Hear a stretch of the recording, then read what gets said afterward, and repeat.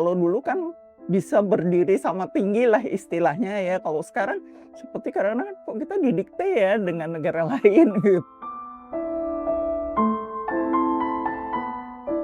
Kalau saat ini saya merasa ya, Indonesia itu kurang berperan gitu ya.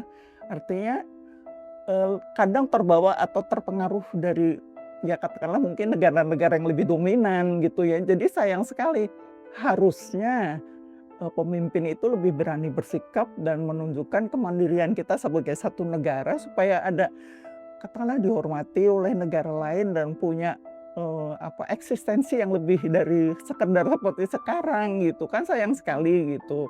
Kalau dulu kan bisa berdiri sama tinggi lah istilahnya ya, kalau sekarang seperti kadang-kadang kok kita didikte ya dengan negara lain gitu, terutama negara-negara yang besar. Itu sih pengamatan saya ya gitu, kira-kira seperti itu.